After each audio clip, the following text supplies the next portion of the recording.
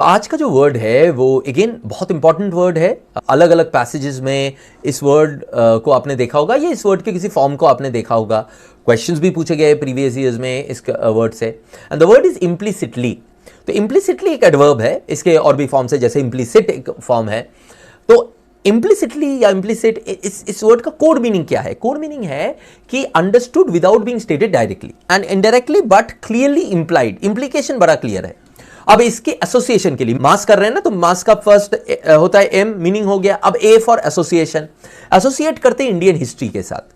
तो salt tax को abolish करने के लिए गांधी जी ने मार्च किया था, और इस मार्च में हजारों लोग तो सॉल्ट टैक्स में गांधी जी के मार्च के साथ चल पड़े थे। तो ये जिन्होंने भी इस प्रोटेस्ट में पार्टिसिपेट किया था, दे इम्प्लिसिटली मेंट व्हाट, कि उनका सपोर्ट जो है गांधी जी के नॉन वायलेंट मूवमेंट पे है और प्रोटेस्ट अगेंस्ट सॉल्ट टैक्स पे है, इन दोनों पे। तो British was clear about that. तो ये एसोसिएशन हो गया इम्प्लिसिट का, कि अंडरस्टूड था ब्रिटिशर्स को।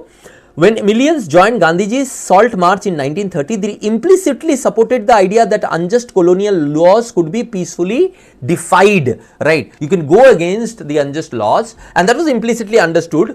Implicitly उन्होंने सपोर्ट किया था इस चीज को। उनको बोल के सपोर्ट नहीं करना पड़ा था गांधी जी को कि हाँ हम आपके साथ हैं, हाँ हम आपके साथ हैं। They just walked with him, and that created all the support that was to create. ठीक है? So synonyms: tacitly, indirectly, inherently, by implication, unspokenly. अब आपने अगर नोटिस किया, सिनोनिम्स जो है वो रिलेटेड है, अलग अलग कॉन्टेक्स्ट में अलग अलग सिनोनिम फिट हो सकता है, बट डायरेक्ट मीनिंग नहीं है। जैसे कि मैंने आप लोगों को बार बार बोला है, synonyms are not direct meanings, but they are words that can replace the original word in certain context. Right? तो ये हो गए आपके इंप्लिसिटली एंड उसका मास।